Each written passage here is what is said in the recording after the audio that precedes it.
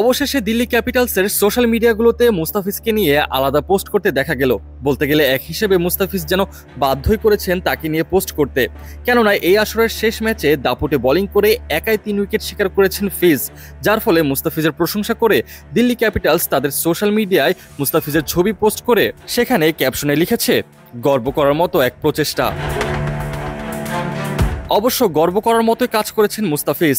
তাকে যে শুধু 6 কোটি রুপি দিয়ে দিল্লির দলে অন্তর্ভুক্ত করা হয়নি, তা যেন খেলার মাঠে বারবার উইকেট তুলে এবং কিপটে বোলিং করে প্রমাণ করে গিয়েছেন।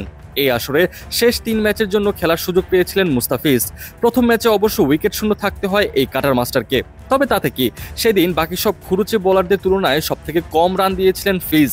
3 ওভার বোলিং করে 24 রান দিয়েছিলেন। এরপর দ্বিতীয় ম্যাচে প্রথম ওভার করতে এসেই তুলে নেন প্রিয় উইকেট রোহিত শর্মার। বিশ্বের বাঘা বাঘা বোলারদের সামলাতে পারলেও মুস্তাফিজকে যেন সামলাতে বারবার হিমশিম খেতে হয় রোহিতকে। এবং কি, মুস্তাফিজ যে সময় রোহিতকে আউট করেছিলেন তখন রোহিত শর্মা তো নিজে অবাক দৃষ্টিতে আউট হয়ে দাঁড়িয়েছিলেন ক্রিজে, সাথে পুরো স্টেডিয়ামকে নিস্তব্ধ করে ফেলেছিলেন। মুস্তাফিজ সে সময় একদম স্বাভাবিক থাকলেও ভেতরে ভেতরে ঠিকই বুঝতে পারছিলেন তিনি অনেক বড় কিছু ঘটিয়ে ফেলেছেন। অবশ্য সেই ম্যাচে একটি উইকেট নিয়েই সন্তুষ্ট থাকতে হয় এই কাটার মাস্টারকে। তবে তৃতীয় ও শেষ ম্যাচে এসে মুস্তাফিজ দেখালেন আরও বড় চমক। দলের হয়ে একাই শিকার করেছেন 3টি উইকেট। 4 ওভার বোলিং করে 33 রান খরচ করে নিয়েছেন 3টি উইকেট। ইকোনমি ছিল 8.25, যা কিনা দলের বাকি বোলারদের চেয়ে সব থেকে কম।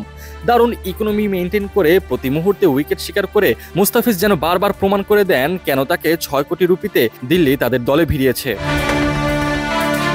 আপাতত এই মৌসুমে আর আইপিএল খেলা হচ্ছে না কাটার মাস্টারের। 6 কোটি রুপিতে দিল্লি মুস্তাফিজকে দলে ভেড়ালেও তা শুধু এই আসরের জন্যই ছিল। সামনের আসরে আইপিএল খেলার জন্য যদি মিনি নিলাম হয় আর সেই নিলামে যদি মুস্তাফিজকে কেউ দলে অন্তর্ভুক্ত করে, তাহলে আবারও আইপিএল খেলা হবে কাটার মাস্টারের। তবে সেটা ভবিষ্যতের কথা। অতীতের দিকে তাকালে দেখা যায় গেল বছর চেন্নাই সুপার কিংসে দারুণ সময় কাটিয়েছিলেন, আর এই বছরে সে ঠিক একইভাবে দিল্লি ক্যাপিটালসের হয়ে দারুণ সময় কাটিয়েছেন মুস্তাফিজুর রহমান।